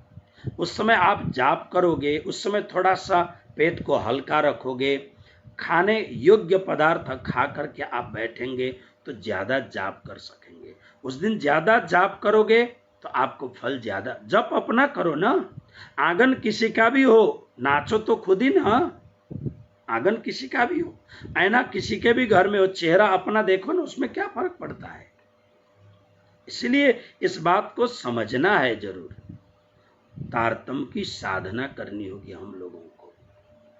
सेवा पूजा जब करें, इत्मीनान के साथ करें, थोड़ा जल्दी उठें, प्रेम से हम करें, थोड़ा सा प्रत्येक 24 घंटे में से कम आधा घंटा अपनी साधना के लिए जगह रखनी चाहिए, कम से कम 30 मिनट्स।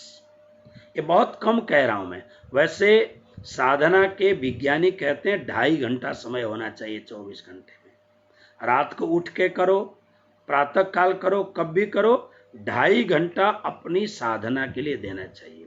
अब क्या होगा, हमारे जो सोशलिस्ट हैं, यानी सामाजिक सेवा करने वाले लोग हैं, अपने अपने ओहदा के लोग हैं, वो क्या कहते हैं, कहेंगे कि भाई हम तो समाज के लिए इतना टाइम देते हैं, प्रणामी समाज हो या किसी के लिए, नहीं, वो कुछ भी गिनती में नहीं आएंगे, वो सब एक्स्ट्रा काम है।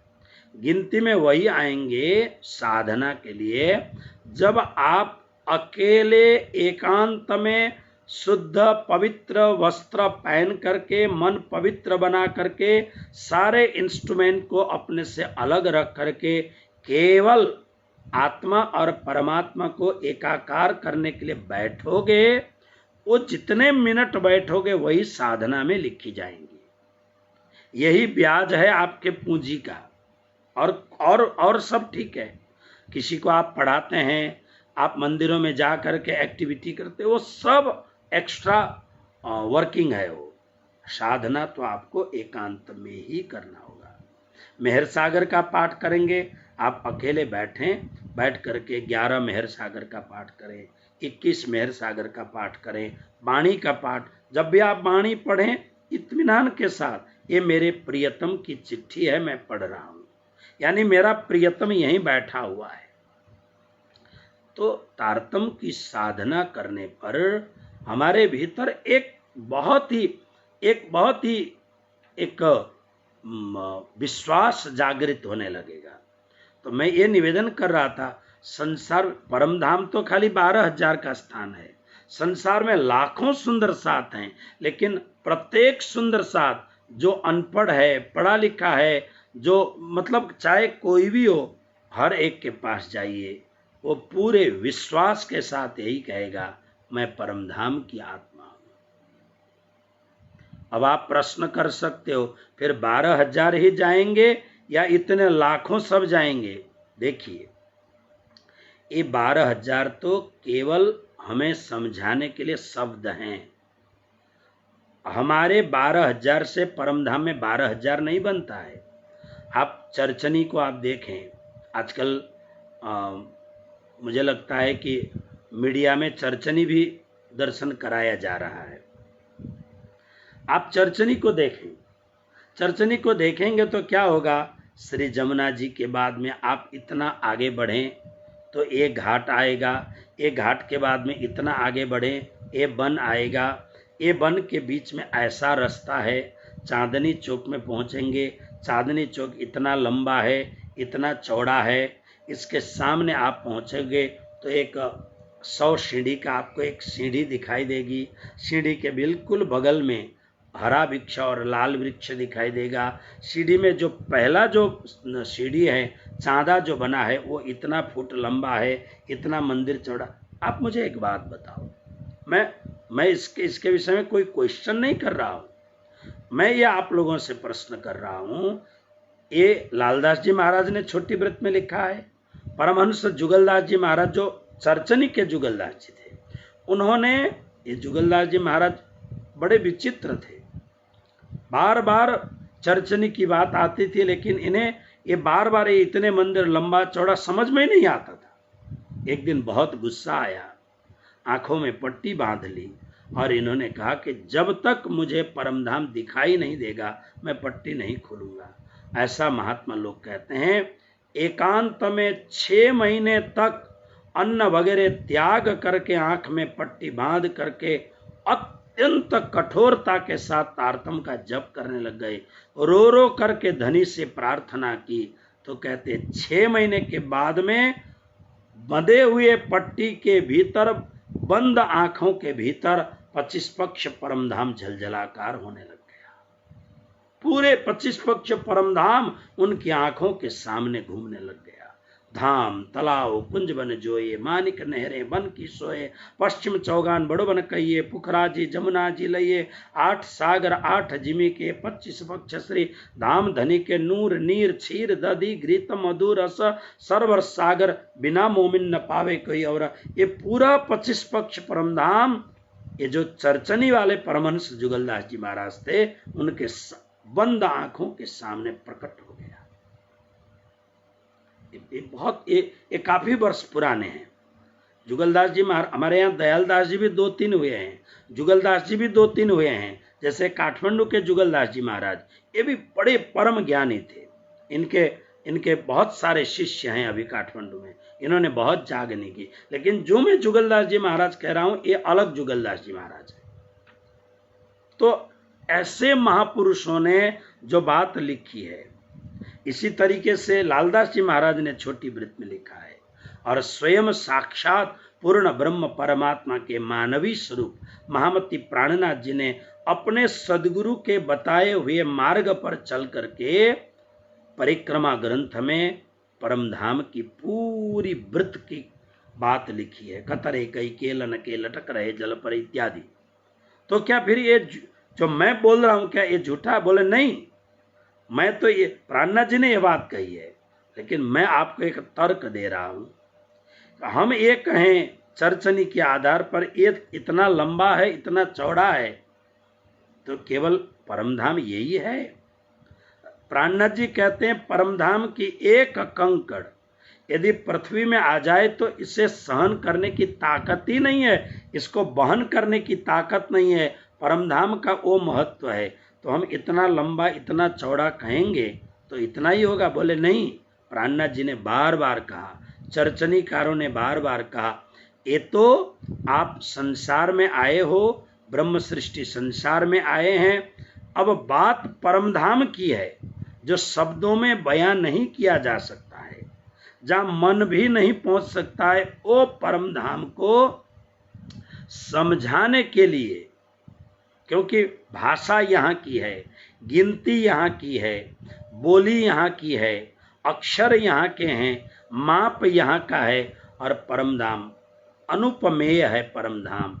तो इसलिए फिर भी ब्रह्म सृष्टियों के हृदय में, सुंदर सात के हृदय में ये मेरा परमधाम है, इस बात का पूर्ण मक्कमता, पूर्ण विश्वास हो जाए।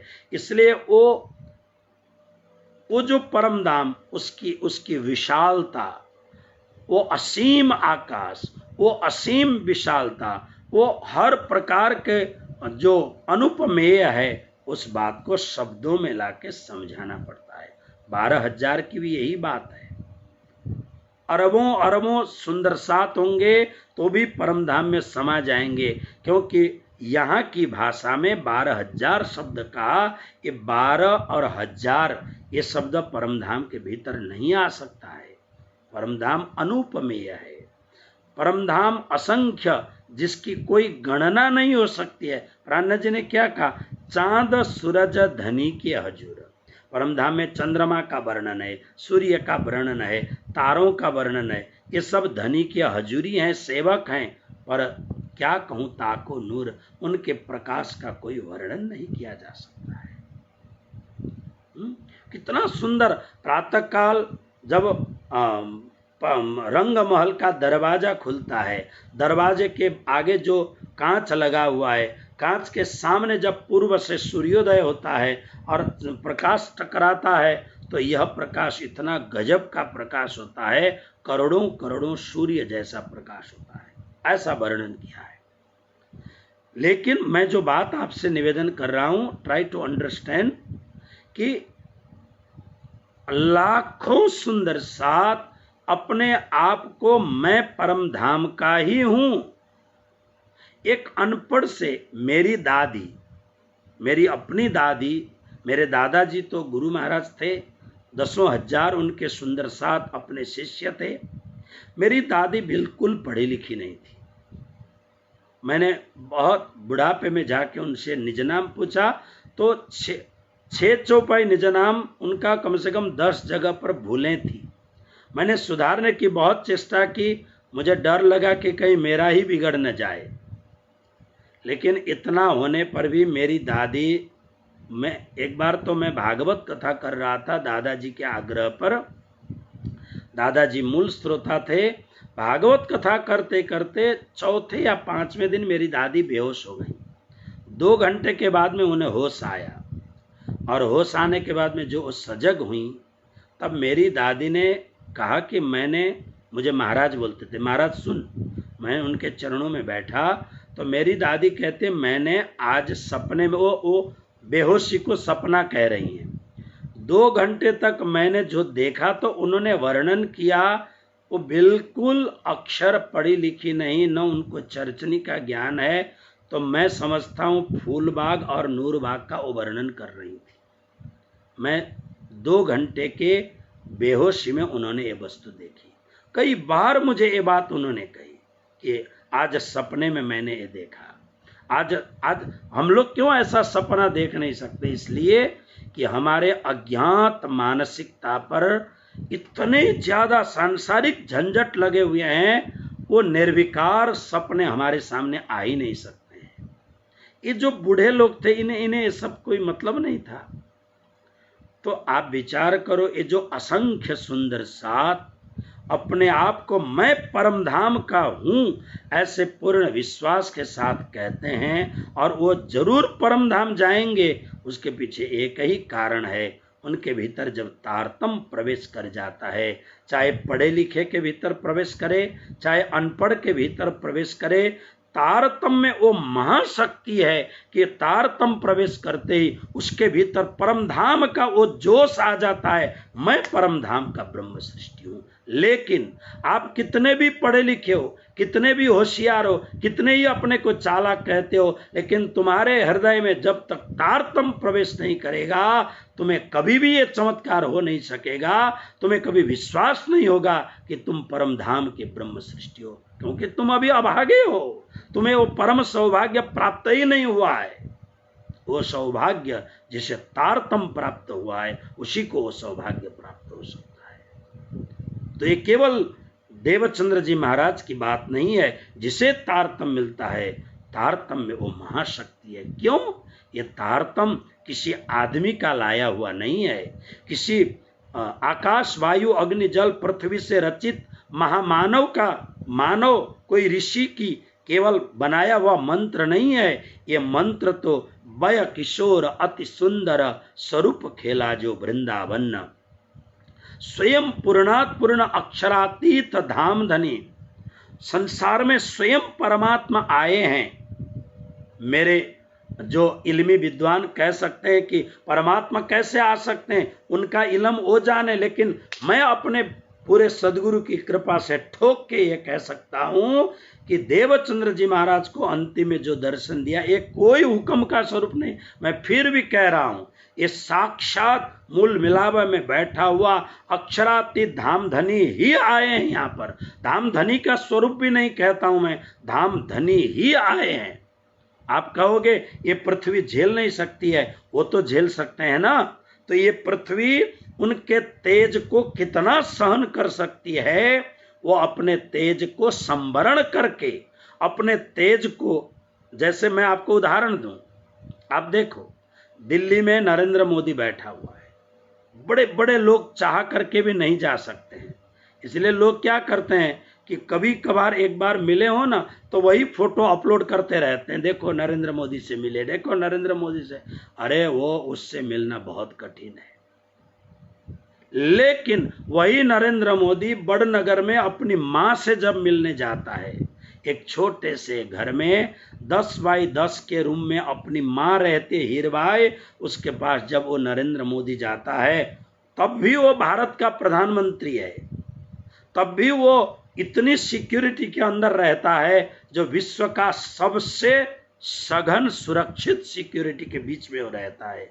लेकिन जब अपने मां के कक्ष में पहुंचता है, वो सिक्योरिटी बाहर खड़ी जरूर रहती है, वो सारे के सारे, लेकिन अपने मां के चरणों में जब नरेंद्र मोदी पहुंचता है तो अकेला केवल हीरबाई का बेटा बन के पहुंचता है। उसे पता है कि मेरी मां के पास कितने तामझाम के साथ जाना चाहिए।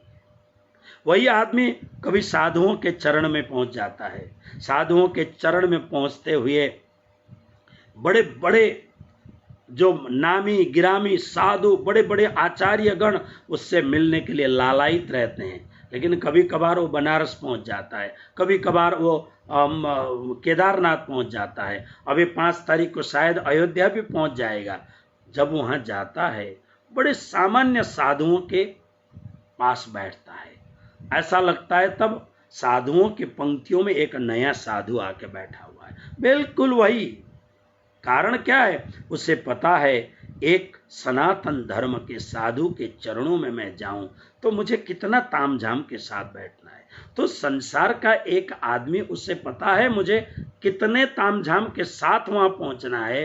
तो साक्षात अक्षरातीत परब्रह्म परमात्मा जब यहां आएंगे, जरूर वही आए हैं, लेकिन वो अपने शक्ति को संवरण करके, संक्षिप्त बना करके, पृथ्वी मेरी शक्ति को, यहाँ के सूर्य, यहाँ के चंद्रमा, यहाँ का तेज, ये पृथ्वी का आकर्षण कितना सहन कर सकते हैं, इतना बना करके वही पूर्ण ब्रह्म परमात्मा यहाँ है।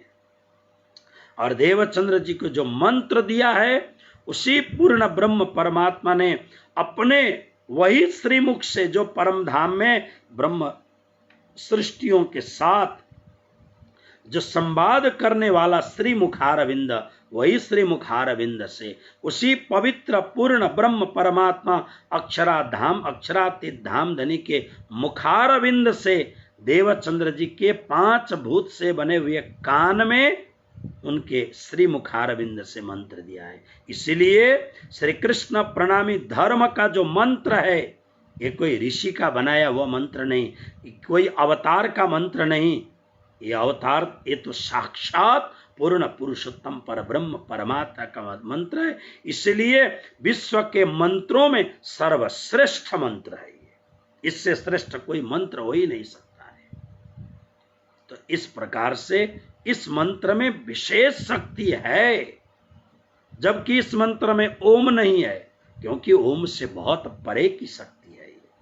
प्रणवो धनु सरो ह्यात्मा ब्रह्म तल्लक्ष्य मुच्यते। प्रणव तो धनुष है, ब्रह्म सर माने बाण आत्मा है, और लक्ष्य परमधाम है। तो इस मंत्र में ओमकार नहीं है, इस मंत्र में नमः शब्द नहीं है। एक सीधा साधा 16 अक्षर का महामंत्र है, जिसे भगवान शिव बार बार अपने श्रीमुख से वर्णन करते हैं, बखान करते हैं। ऐसा श्री कृष्ण का बीज मंत्र 16 अक्षर, इस मंत्र में अलौकिक अपरंपार शक्ति है। और इस शक्ति को आप जितनी साधना हम कर सकेंगे, इसमें इतनी शक्ति आएगी। इसलिए इस मंत्र को प्राप्त करते ही एक तो बात बन जाती है कि इस मंत्र को हृदय में उतरते ही अपने भीतर एक विश्वास कायम हो जाता है, मैं परम धाम का ब्रह्म सृष्टि हूं, मैं परम धाम का हूं। और एक दिन जब मेरे प्राण निकलेंगे, मैंने जप किया हो न किया हो, तप किया हो न किया हो, लेकिन मैं नरक नहीं जाऊंगा, मैं तो परम धाम ही जाऊंगा। ऐसा भाव, ऐसा प्रबल मनोबल उसको प्राप्त हो जाता है। उसका कारण है तारतम की अपरंपार शक्ति।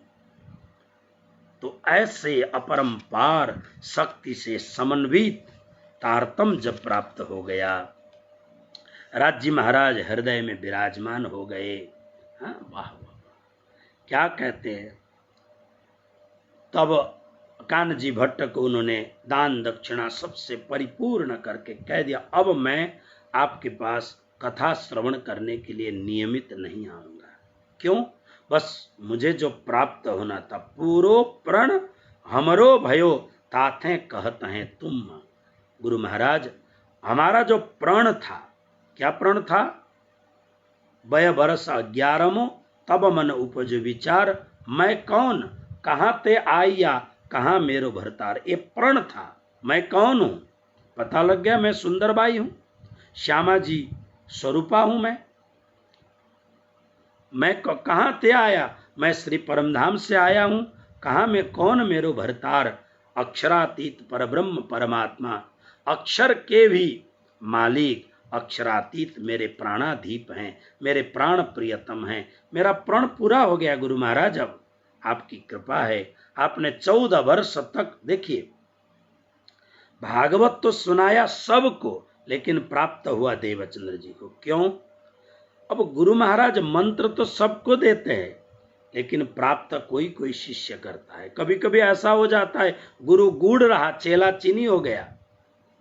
गुरु ज्यादा अगर भक्ति नहीं करेगा तो गुरु अपनी जगह पर है। कभी कभी ऐसा भी हो जाता है। जैसे एक नाविक है, नदी के किनारे पर नाव लेके माझी बैठा हुआ है, आओ जी आओ, बैठाया, बैठा करके उस पार पहुंचाया, फिर वापस आ गए। अब जिसको बैठाया था वो पार उतर गया, उतर करके आगे का उसने मंजिल भी पार कर लिया, माझी फिर नाव लेकर के वापस आता है, दूसरे यात्रियों को बैठा करके लेके जाता है ना। तो कभी कभी ऐसा होता है कि सदगुरु को बार बार आना पड़ता है, लेकिन जो उनके शरणागत जो शिष्य होते हैं उन्हें पार पहुंचा देते हैं। गुरुदेव मेरी नैया उस पार लगा देना, अब तक तो निभाया है, आगे भी निभा देना। गुरुदेव मेरी नैया उस पार लगा देना। इस प्रकार से ऐसा हो सकता है। अब धन्यदेव चंद्र जी महाराज ने अपने सुनाने वाले कथाकार कानजी भट्ट को बड़ी विनम्रता से प्रणाम करके वहां से निकल गए। इसीलिए बहुत अच्छी तरह से हमें वस्तु तो बहुत सुंदर मिली है, लेकिन इसकी साधना हम करेंगे। और मैं तो बहुत चाहता हूं जो मेरे साथ जो संपर्क में हैं, आप सभी प्रतिदिन अकेले बैठो। आप मोबाइल में घंटों बैठ सकते हो, तो क्यों नहीं अकेले बैठ सकते हो? अकेले बैठो, एकांत में बैठो, और जिन जिन लोगों को मैंने तारतम मंत्र दिया है बड़ी प्रेम के साथ में जपो, खूब जपो। और जिन लोगों को मैंने तारतम अभी नहीं दिया है, उन्हें अन्य मंत्र दिया है, उस मंत्र का जाप करो और मन में एक भाव रखो, वो कौन सा पवित्र दिन आएगा, हम गुरु महाराज के शरण में होंगे और हम फिर उस तारतम महामंत्र से आनंद से सनाथित होंगे। उस कामना के साथ पवित्र अपने जीवन को बनाते हुए जप करो। फिर वो एक दिन आएगा कि हम तारतम के द्वारा सनाथित जरूर होंगे, है ना। अब देवचंद्र जी महाराज अपने घर में गए। तारतम प्राप्त होने के बाद में सारा विश्व ब्रह्मांड का ज्ञान खिलने लग गया। 25 पक्ष परम धाम सब कुछ आने लग गया। क्या बोलते हैं? मन आनंद उपजो घनो, मन आनंद उपजो घनो, पूरन भय मन काम, छल क्यों रस तारतम को, उमड़्यो प्रेम प्रवाह, अंग अंग आनंद बढ़ो, साथ जगावन चाह। धन्य हो स्नेह सखी, लीला रस सागर का यह सुंदर शब्द देखिए, छल क्यों रस तारतम को। अब देखो, तारतम ज्ञान भी है, तारतम ग्रंथ भी है, तारतम मंत्र भी है, और तारतम रस भी है। रस क्या है? तारतम मंत्र तो है, लेकिन तारतम मंत्र के भीतर में जो हमारे प्रियतम बैठे हैं ना, हमारा प्रियतम, वो प्रियतम रस है। रस मगन भैसो क्या गावे। तारतम को रस कहा। मंत्र भी है, ग्रंथ भी है, संवाद भी है, सब तारतम है, और तारतम रस है। प्राणनाथ जी ने स्वयं कहा, तारतम रस बाणी कर पिलाइए जाको। संसार का भवरोग लगा हुआ जो व्यक्ति है, उसको तारतम का रस पूर्ण औषधि पिला दो, भवरोग समाप्त हो जाएगा। इसलिए यहां कहते हैं छल क्यों रस तारतम को। अब राज महाराज अंदर विराजमान है देवचंद्र जी के, वो तारतम ही तो हैं। राज्य स्वयं तारतम है, श्री कृष्ण है। अब वो रस छलकने लग गया, पैमाना छलकने लग गया। उमड़ो प्रेम प्रवाह, इतना भीतर प्रेम प्रवाह उमड़ने लग गया। ऐसे घटाएं छाने लग गई हृदय में, और भीतर ऐसे घटाओं की सुंदर नाद गर्जना होने लग गई। ए बाणी गर्जत माज संसार, खोजी खोज मिटावे अंधार। ऐसे तारतम की गर्जना, हृदय में ऐसी घटाएं छा गईं। अब तो ऐसा चाह बढ़ने लग गया क्या कि अंग अंग आनंद बढ़ो, रोम रोम में ऐसा आनंद बढ़ रहा, इतना जोश, इतना आनंद का प्रवाह बढ़ रहा है। और क्या साथ जगावन चाह। राज जी महाराज ने कहा, तुम्हारी सहेलियां परमधाम से खेल देखने आई हैं, उन्हें तुम्हें जगाना है, तो साथ को, अपने साथियों को जगाने की रोम रोम में चाह बढ़ने लग गई। तारतम ऐसा बल बड़ा, तारतम तो प्रवाह बल है ना, बहुत बड़ा, ऐसा बल बढ़ गया। अब देवचंद्र जी महाराज खोजने लग गए, किसको सुनाऊं। अब उन्हें याद आया, अरे मेरे एक श्रोता मित्र थे गांगजी भाई। उन्होंने पता लगाया, गांगजी भाई के घर में गए, बड़े जामनगर के नगर सेठ, बहुत बड़े सेठ। पता लगा तो बहुत बड़ा कारोबार, बिजनेस उनका, इसलिए विदेशों में भी उनका व्यापार था। विदेशों में प्रति वर्ष पानी जहाज में चढ़ करके वो जाते थे। तो विदेशों के कारोबार के कारण वो पानी जहाज में बैठ करके विदेश में जाने के लिए बंदरगाह पर यानी पोर्ट पर पहुंच गए थे। एयरपोर्ट तो प्लेन के लिए हो गया, तो यह पोर्ट जो पानी जहाज की जगह है, जामनगर, जामनगर बंदरगाह है, वहां पहुंच गए, वहां बैठे। इसलिए देवचंद्र जी, अब तो पता नहीं, क्योंकि उस समय पानी जहाज तो आज के जैसा पानी जहाज नहीं था कि धड़धड़ाहट पहुंच जाए। आजकल के पानी जहाज तो गजब के हैं, 6-6, 8-8 मंजिल के पानी जहाज होते हैं, अंदर ही बड़े बड़े स्विमिंग पूल, अंदर ही बड़े बड़े एकदम स्वीट रूम वगैरह होते हैं। लोग शादियां आजकल पानी जहाज में करते हैं। हमारे सदानंद जी ने तो पानी जहाज में कथा की, भागवत की कथा की। हम लोग भी जाएंगे। अब देर आए दुरुस्त आए, हम जरूर, अभी लॉकडाउन पूरा होने दो, कोरोना को थमने दो, फिर हम भी यात्रा करेंगे प्रेम से, है ना। तो बड़े बड़े जहाज जिसमें अंदर कैसीनो होता है, जिसके अंदर स्विमिंग पूल होते हैं, जिसके अंदर बड़े बड़े एक्सरसाइज के रूम होते हैं, लोग बड़े बड़े एकदम रूम लेते हैं, जहाँ पर एक एक दिन के ताजमहल होटल से भी 7 स्टार टाइप के होटल वगैरह अंदर ही होते हैं। ऐसे ऐसे आजकल के, उस समय तो पानी जहाज पंखे लगे हुए होते हैं, हवा आ जाए फिर उड़े, अगर प्रवाह समुद्री तूफान आ गया तो वहीं तकलीफें होती थी, इसलिए महीनों लग जाते थे। प्राणनाथ जी को 40 दिन लगे अरब पहुंचते, अभी तो बैठो और पहुंच गए। तो निराश होकर के आए, अब तो कितने महीने में गांगजी भाई आएंगे, लेकिन किसको सुनाऊं। तो एक दिन सवेरे सवेरे नाई, हजाम जो है बाल काटने वाला, हमारे यहाँ तो गुजरात में शर्मा बोलते हैं उसको, नाई आया। और आपको पता है गांव में एक छोटा सा बक्सा होता है, उसमें उसके उस तरह होते हैं, कैंची होता है और उसमें एक कपड़ा होता है, मतलब अपना सामान सब उसमें लेके, और चिल्लाता हुआ बोलता है, नाई आ गया है, किसको बाल कटाना है, दाढ़ी कटाना है, बोलो। नाई वहां से गुजरा। देवचंद्र जी तो हमेशा भद्र वेश में रहते थे, इसलिए देवचंद्र जी का एक प्रकार से भक्त ही था ये। तो घर के आगे आके खड़ा हो गया। देवचंद्र जी महाराज ने उसको अंदर बुला लाए।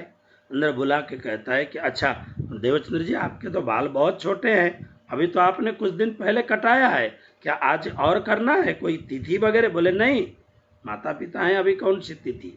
लेकिन देवचंद्र जी महाराज ने कहा, भैया एक बात सुनो। बोले क्या? तो कहते, उभराती वस्त आप थे, क्यों ए न पकड़ी जाए, तब एक नाऊ भक्त को कहन लगे समझाए। नाई को ही पकड़ लिया, क्योंकि वो उमड़ रहा है, लहरें भीतर से तारतम की लहरें मार रही हैं, किसी को तो सुनाऊं। तो एक नाऊ भक्त था, नाई था, उसको बुलाया और कहने लग गए कि भाई दिन भर में कितना कमाते हो? इतना, तो मैं इससे ज्यादा दूंगा तुमको, तुम्हें कहीं नहीं जाना है, मेरे साथ सवेरे से शाम तक रहो, भोजन भी सवेरे आप दूध वगैरह पियो, दोपहर को बढ़िया सा एकदम मेवा मिष्टान्न पकवान के साथ भोजन करो, और दोपहर को भी चाय पानी करो, और शाम को भोजन भी करो, फिर घर चले जाना, दिन भर मेरे साथ रहो। तो कितना दोगे? तो ये दिन भर में इतना कमाता नहीं था। उस समय चांदी के सिक्के होते थे, चांदी का पुराना जो सिक्का है वो 2 पैसे का सिक्का, जिसको अधन्ना बोलते थे। तो उन्होंने कहा, दे टका दो रोज उन, वह बैठे लालच सो। चलो धूप में घूमना, इससे अच्छा इनके पास बैठते हैं और इन वो जो कहेंगे वो सुनेंगे, क्या फर्क पड़ता है सुनने में, सुनेंगे। तो बैठ करके वो सुनने लग गया। अब देवचंद्र जी महाराज जो पहले तो संसार का वर्णन करने लग गए, पाताल कैसा है, पाताल के दक्षिण भाग में नरक कुंड है, कितने भयंकर भयंकर नरक कुंड हैं, असीपत्रा आदि रौरव नरक वगैरह, कैसा कोई पाप करता है इसको कौन से नरक कुंड में डाला जाता है, फिर वो कितना लंबा है कितना चौड़ा है, वर्णन करते करते करते कभी परमधाम का वर्णन करते हैं, पुखराज पहाड़ कैसा है, मानिक पहाड़ कैसा है। अब ये बेचारा बैठे बैठे सुनते सुनते नींद नहीं आई इसको, बेचैन हो गया, एकदम बेचैन हो गया। क्या ये क्या है, ये समझ में तो आती नहीं है, संस्कार उसके भीतर था ही नहीं। उसको तो लगा कि बढ़िया है, बैठेंगे खाएंगे पिएंगे मौज करेंगे, शाम को पैसा लेके जाएंगे, लेकिन ये सुन नहीं सका। ये तारतम की बात, तारतम को बल कोई न जाने, एक जाने मूल स्वरूप, कैसे सुने, इसलिए बड़ा एकदम। तो इसने प्रणाम किया और चला गया, बोले मैं कल से नहीं आऊंगा। बोले क्यों? बस मैं नहीं आऊंगा, मुझे क्षमा करो, कृपा करो। बहुत सारे लोग, चर्चा कथा होती है, हाँ अब बोरिंग होती है तो उसमें मैं कुछ नहीं कह सकता हूँ, लेकिन बोरिंग ना होती हो तो सुनो। कई बार ऐसा होता है कि प्रसंग भी कई बार बोरिंग वाले आते हैं, और कई बार किसी की भाषा शैली भी ऐसी होती है, सुनते सुनते बरबस आपको नींद आ जाती है। अब मार मचोड़ करके आपको बैठना जरूर पड़ता है, लेकिन आपका मन, लेकिन अगर आपको ठीक लगता हो तो बैठ के सुनना चाहिए, अच्छी तरह सुनना चाहिए। सुनोगे तो आपके भीतर कुछ जगेगा। अब देवचंद्र जी विचार करते हैं, क्या करूं, किसे सुनाऊं। इधर गांगजी भाई जहाज में जाके बैठे हैं, गांगजी भाई के साथ राजी महाराज श्री कृष्ण ने क्या तमाशा किया, ये कथा, ये प्रवचन, ये बात कल आपको सुनाया जाएगा।